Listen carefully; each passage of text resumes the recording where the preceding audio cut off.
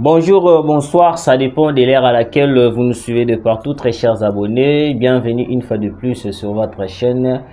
Et puis, Balandignon, surtout, il y a ma chaîne Nabiso, ou Bolandarabiso, vous êtes de partout.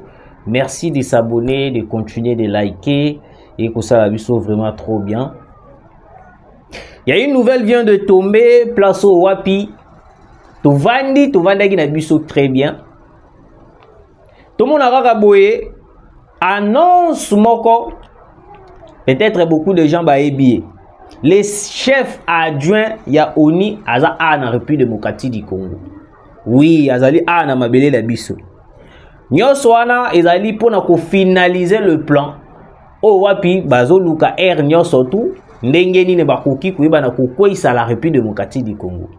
Je vous avais parlé la présence de Joseph Kabila na Belgique. Kabila qui est en Belgique, basololi pour na poste et secrétaire de l'ONU. Parce que on déjà que balobi non, Kabila a été la personne qui a facilité biso makambo ebele. Parce que on a fait presque 18 ans avec Joseph Kabila Kabangi. Kabila a tika biso to s'épanouir, to yiba minerai ndenge no tout ko yiba. Parce que lelo nous avons une personne oh wapi a coincé biso na ndenge moko ko sakanate. Tu sais qu'il a coincé les occidentaux jusqu'à ce que les occidentaux va quitter oh et sengi même na Joe Biden yé moko akende na Angola. Partagez l'émission, commentez, likez. Et que ça la biso vraiment bien, bah on peut vous en a besoin de soutenir biso. Tous allez wana et pour nabino pour continuer pour partager pour liker et que ça la biso vraiment trop bien. De l'autre côté, attaque tragique ya ba Wazalendo. Bintou Keïta avait raison. Bintou Keïta a raison. Ya koyeba na côté mais la ba Wazalendo parce que pour naye ayeba ki déjà que non le Wazalendo ne ba ko biso mal à l'aise. Les Wazalendo ne ba ko sa projet na biso automane ko planifier. Yango omoni eka musabino te tango komona toute négociation to ko sala na Luanda et ko simba te ya ko aboutir te parce que Paul Kagame na kati ya stratégie na o ya ali ko sala eza que non il faut la RDC a signé seulement les accords.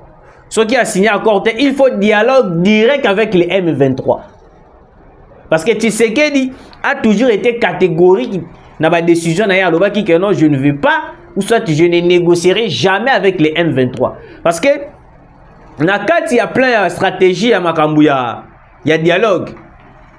Kagame a ebisa communauté internationale boy alobi moni ba M23 na obo ko mona Tshisekedi a kolobela baza ba congolais donc eza conflit ya bango na bango. Ce que le rôle est là conflit à bango na bango bazo nga ba melenga na kati comme si nga naza na kati nga naza na ngati. Omoni ndenge communauté internationale ba tikala na mutu na bango. Po na bango ba yebi que non le M23 AFC baza ba congolais tozo bomana nde biso na biso. Siko soki la RDC se permet d'aller négocier, dialoguer avec le M23 AFC, ça veut dire que non, noir sur blanc pour démontrer à la face du monde que biso na M23 tous ba congolais alors que dans na kati ya M23 il n'y a pas un seul congolais ou azali na kati ba Bertrand Bisimwa ba Wilingoma ba comment dirais-je les noms ba Kunda Batwa bango nyonso toi ce sont des Rwandais et des Ougandais en bloc. Oh souci na bango ezalaki départ ya Kabila. Oh boyoka ki ba révélation et bima ki epa ya nani Moindo Nzangi tango bane ko solana boketu premier alobi plan ezalaki tangu ba bimi départ ya Kabila ba militaire o bazali na kati ya FRDC bazalaki na besoin nini départ ya Kabila bango sko ba ko lancer attaque moko tragique contre la RDC déplacer wape ko permettre bango Bayaba ko annexer tout le parti surtout est de la République entre Ekota na Rwanda, Ekota Uganda. Yango na boka moitié ngana lobela yango a une mission moko boy. Iko sala de 6 mois passés si je me trompe pas. Eh oui, 6 mois, 5 mois. Ba 6 mois, moi pe ba une année. Ce qui n'a beau sanité. Na loba yango awa keno. Kagame na Yoweri Museveni ba salaka déclaration moko ba ningi ba annexer Bunagana. Ebele mon traité de menteur. Ebele mon traité de menteur. Lelo ba révélation ba niko bima à travers Moïndo Nzangi. J'espère que Congolais moko ta hôtel malobi keno te Moïndo Nzangi pas ali moto à lokuta. Parce que quand moi je l'avais dit, beaucoup de gens, beaucoup de Congolais m'ont traité de menteur, de fausses titres. Oh boy baloba, oh sengeli baloba. Alors aujourd'hui, cette révélation est bimis qu'on a mon nokoya ministre oh azali yemoko bazali en fonction abimisi yango. Donc Kabila avait planifié baloba kinini kenote na départ na ngai. Il y aura une personne qui va me remplacer, mais cette personne n'est ko remplacer ngai. Sera côté la bokondi. Hier, à cause de une facilitation pour besoin, bon annexer pouvoir, bon annexer toutes les parties, ils allaient à l'est de la République. Donc, bah ça là qui déjà calcul que non, Kabila ndenga zo longwa boye, Kabila ndenga zo kende boye. Nous allons annexer. Donc plein ils allaient qui Kabila ndenga zo bima. Bango ba zouani ba partie surtout ils allaient à est de la République, bah annexer en Rwanda. T'as degré de complicité à Moutema Mabé au Kabila Zaki vers la République démocratique du Congo.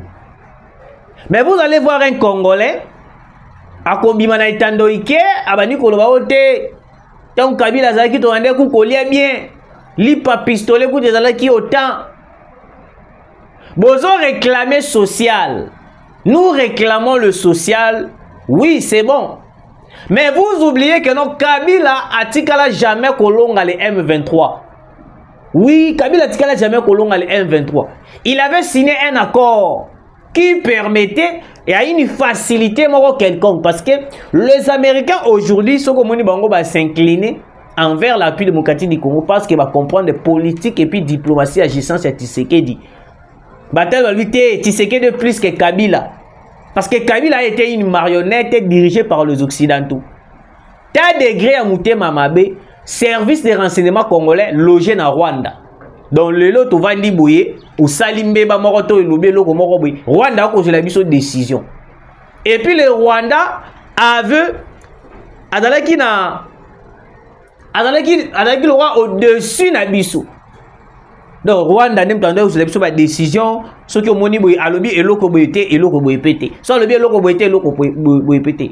Donc en réalité Kabila il était là juste président, mais en vrai dire, toutes les décisions étaient prises par le Rwanda et la communauté internationale. Parce que la communauté internationale, après avoir proposé à Tshisekedi une proposition visant à balkaniser la République démocratique du Congo, moi je me suis posé plusieurs questions.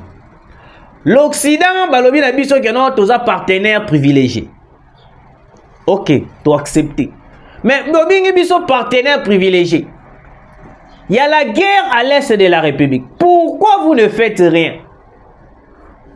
Au contraire, Bintou Keïta a zoté les sous Wazalendo. Au contraire, l'ONU, Union européenne, a zoté les Wazalendo. Si réellement tous les partenaires privilégiés, pourquoi vous avez s'imposer tout le monde de la école? Mais tout le monde va Ukrainien qu'on a battu les mi non? Pour n'amboka na biso to koti armée to komi ko bunda to simbi manduki to tikali ko mona place moko te sanction eko ina Ukraine eko eli président ukrainien moko ke ote parce que to bazi ba koti ba bandi ko sala boy bandi to moni yango te. Mais si c'est un problème de la RDC, vous allez voir des sanctions. Oui. La RDC est menacée, mais il faut sanctionner biso. Boyo kasikoyo nini koleka. Le chef adjoint de l'ONU, Jean-Pierre Lacroix, est arrivé à Kinshasa pour une visite de quelques jours. Le but de son séjour est de s'entretenir avec les autorités nationales et d'autres partenaires concernés. Mais c'est Lacroix a commencé sa visite à Kinshasa où il doit rencontrer le président Félix Antoine Tshisekedi Tshilombo. Le premier ministre Judith Tuluka, ainsi que les membres du gouvernement nouvellement nommés et les principaux acteurs politiques et institutionnels du pays. Ils échangeront sur le dernier développement et la mise en œuvre du mandat de la MONUSCO. Ce qu'on dit, c'est qu'on place ce qu'on est, tu dois comprendre le plan on a eu ça qui bino dans l'émission du Bosso. On a eu ça qui bino que Kabila est en train de négocier le poste de secrétaire général de l'ONU. Parce que le rôle là-bas, Kabila n'a pouvoir. Parce que les Américains, les Occidentaux, ils ont des stratégies. Ils ont un plan A et puis ils ont un plan B. Ce qui plan A est simité, ils ont un plan B. Plan A, ils ont Tokei na Luanda, to sololi na Luanda, ba forcer Tshisekedi à dialoguer avec les M23. Ce qui Tshisekedi a signé accord, ba luki sous forme de balkanisation pour bazong sa Kabila na pouvoir. Au cas contraire, ce qui simbité ba kei na plan B. Plan B ezali que non. Kabila na poste de secrétaire de l'ONU. Alors tant qu'on va comme secrétaire général ya ONU, ils vont faire tout pour que Kabila a facilité AFC pour intégrer dans la MONUSCO. Au moni place au Wapindesco Mbeba Ezali. Yango au moni Toloba qui est premier ministre. Processus ya ko chasser la MONUSCO na toujours baté écho et souki nandela to ezo continuer. Parce que ce qui Tolobi to mema na ba supplication. Oyo ba américain ba komi koya ko sala biso, ba Belgique ba komi koya, ba États-Unis, même ONU moko ba komi koya a koye ba ko plaider pour que notre processus ya MONUSCO est dans un peu retardé et ils ont un mois recul mouké. Nous allons perdre le pays. Je vous dis, ils vont balkaniser la République démocratique du Congo. Oui. Parce que na minute oyo baza sous la stratégie musu ya ko sala te. Tshisekedi déjà accueilli Chine. Tshisekedi déjà à se rendre déjà dans la Russie. Il est impossible qu'on puisse faire une marche arrière. Et Kosimbate, ambassadrice na bango azalaki awa. Alobi mais non. Tozong sa attaque coopération tozalaki na. Tshisekedi alobi non. Pas question. Tosali na bino coopération. To vandi na bino, mais c'est comme si bino besoin ko exploiter biso. Oui, besoin ko exploiter biso. To dire na bino awawa. Nous avons compris que besoin ko exploiter biso. Combien de fois tu lancé ma cri d'alarme envers la communauté internationale? Mais celle-ci a kangi mato ya kangi miso. Et comment tu na niveau to beta balé? Vu que tu ko beta balé zalaka soki coupe du monde soki peni yango pe ma balé la maîtrise la te bolimbisanga. Ba supporter na biso ba ko tara boy. Ba boya même ko filmer biso. Public na biso ba boya ko filmer biso parce que c'était un message. Autre manière qu'on lancer la communauté internationale mobimba. Le monde entier batala comment est-ce que les États-Unis, la France, toute la communauté internationale ndenge nini ba ko ya ko boma biso pona ba minerai na biso. Kagama ko boma communauté internationale va di kimia. Pour la communauté internationale qui non te bino bo kinka ko dialogue. Mabele na biso moko. Mboka na biso moko. Pour mon guna bima na mabele na biso ba komi ko obliger biso to kende ko dialoguer. C'est grave. C'est grave, très chers Congolais. Alors, bande konanga, les choses ils ont tourné ce mal. Boyo ka place au wapi Kagame a komi coincé. Na ministre on ko ebisa no processus ya Luanda. To sololi to vani to soli. On a conclu avec le processus de Luanda. Na processus ya Luanda conclusion au biso tozi to lobi que non. Il faut le RDF va quitter le sol congolais. Va quitter le sol congolais. Au cas contraire, nous allons appliquer les grands moyens. De l'autre côté, Kagame a vendu le but. Oh, c'est que il commis menace. Il commis menace. Tout est commis l'ogonide. Directement en ce moment, il y a une déclaration actualité moko balancé na Rwanda.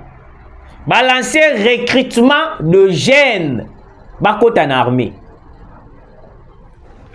De l'autre côté na Uganda, Yoweri Museveni il est pas lancé le sous recrutement na kati armée. Tu vas dire le non. Na meki ko sala ba investigation. C'est de là que non on m'apprend que non. Il y a une nouvelle attaque Kagame a préparée. Parce qu'on a 4 nouvelles attaques wana. Plusieurs positions de M23 basées le sous na batouté. Donc esengi na nini Kagame a renforcé batou pour que basa la nouvelle attaque. Souci na ezali que non ba parti mususu ba masisi ba parti mususu o ba ruturu o ezali prise par les M23. Et ils vont faire des déclarations comme si que non bangonde bazu place wana et commis à bango. Et puis to kobeta CT awa wa que non na lo bakayango ernio surtout que non toutes les parties o ezali occupées par les M23 monnaie nationale na biso il y a makali sous-souté. Je ne sais pas si le gouvernement congolais ayo kakangate ou ayo kakangate. Mais je sais que non balandara biso et actualité 26 ezali chaîne où il anda marapé partout même ba chaîne mususupe il anda marapé même RDC Monde TVP il anda marapé partout ba yo karabiso. Alors très chers Congolais, les M23 balongo la franc congolais la ba espace nyonso bango baza ko occuper. Balobi que non te bako ça la franc congolais te bango de zabongo baza ko utiliser mbongo ya Rwanda na mbongo ya Uganda. Nde place o wapi tozongaki. Uganda ye alobi te tozong sa coopération. To bandaki ko tambola bien. Eloko ni nelinge kabola biso. Eloko linge kabola biso ezali complicité na bino na kati ya M23. Nde yango Tshisekedi akoboya. Ba mascarade ba biloko moko alikuta boko yela biso. Ote to signé accord to salabwe. Moi je l'avais dit ici chaque jour sur l'émission que non. Quel genre de coopération au biso de Roiko Salana Uganda, un pays complice avec les M23 métaux et ça n'a pas de coopération. Ils ont qui erreur grave au Tobanek au Sala. Alors, pour terminer, baye ko plaider balobi non baye ba makambo ya MONUSCO tout là. Nasil sa lecture. Développement et la mise en œuvre du mandat de la MONUSCO. Ensuite, il se rendra au Nord Kivu et en Ituri pour évaluer les derniers développements et discuter avec les autorités provinciales, le personnel des Nations Unies, les communautés locales, les organisations de la société civile et les acteurs concernés dans l'Est de la RDC. Donc, souci na banga zali ba prolonger le sous mandat ya MONUSCO. Parce que pourquoi balingi ba prolonger mandat ya MONUSCO? Balingi ba prolonger mandat ya MONUSCO parce que il y a une personne au ba ko préparer à kota azwa possession ya kati ya espace wana. O ezali police kanambe kazembere. Parce que soki Kabila azu espace wana ya secrétaire. Ne yango moni que non, l'AFC la boko mona na bwe. Ebele ba kokota na kati ya MONUSCO. Et belé bakokota na kati ya MONUSCO. Alors quand ils vont intégrer la MONUSCO, ceux qui bazara na mabele na biso, ils vont prendre la possession des localités au bango bakozala, to ba cité, to ba espace wana to bakozala. Ne yango to ko bela na mokonda mboka. La MONUSCO a un plan contre la République démocratique du Congo. Oui, la MONUSCO a un plan contre la République démocratique du Congo. Alors biso étant que des Congolais de père et de mère, nous ne devons pas céder à la flatterie. Il y a Mindele, il y a Joe Biden, et puis il y a MONUSCO, il y a Nations Unies, il y a ONU. Tu dois céder. Parce que c'est clair, plein Kagame ezali annexé toutes les parties prises par les M23 et comme Rwanda. Nauti ko yebisa bino awa ndenge nini bango ba yebisa kabana na bango na Rwanda keno parti nyonso to ezali ya est ezali ya bango. Donc bango ba batang sakabana na bango na ba classe keno goma wana mobimbe ezali ya Rwanda. Alors tant que Congolais de père et de mère, nous devons tout faire soutenir le Wazalendo et l'armée congolaise. to memama na ba aventure te congolais ezate que non te mokonza mboka kutu depuis kabadaki te. Je vous ai toujours dit que non pour na équiper armée sengaka mbongo. Parce que la Chine a sepela ki na biso parce que la RDC a un pays où a contenir ma minerai moko puissant. Tout le minerai du monde, au bino bomonaka tous les minéraux du monde, ils allaient à la République démocratique du Congo. Parce que le coup ils allaient à Chine a eu partenaire au wapi apesi bango faveur ya makambo ebele. Alors très chers abonnés, pour vous informer aussi, la Chine a pesi biso lisusu des bombes moko o wapi ko sala mama na catastrophe na Rwanda. E nzamba lola. Ah, ce qu'on match changé. Ozoboya to tia mur. Pour nani. Olobi ke no ba FDLR ba ko côté là okuna. Bon, biso to décision to sa to tonga mur. To kabwana na biso parce que biso to kufa na nzala te. Rwanda ne untu batanzala baza kuna. Bo excusenga peuple rwandais mais bino kuna bo souffraka. Biso a maga to souffrir na biso mais tozana bandunda na biso, tozana ba matembele na biso, tokolia. Sko ebongo bino sko bino mboya ko kosomba na matembele na biso. Na ndunda na biso. So to temir boko suka. Alors si réellement le problème ils se poser les FDLR. Alors pourquoi au Kobo to tamir? Ce n'est pas les FDLR le problème phare, il y a deux autres au solo là. Le problème phare, ils ont dit, les vrais FDLR c'est le minerai congolais. Oh yeah, souci là qui a annexé bah partout on a surtout comme à Rwanda. Parce que ndenge tiseke di siko a coincé a bloqué a zo mona so elo kwa sala te. Et puis ndenge les États-Unis baza ko abandonner yé pona a komona bien te. Voilà très chers abonnés, partagez l'émission, commentez, likez, que ça la biso vraiment bien. Donc, vous avez un numéro, merci.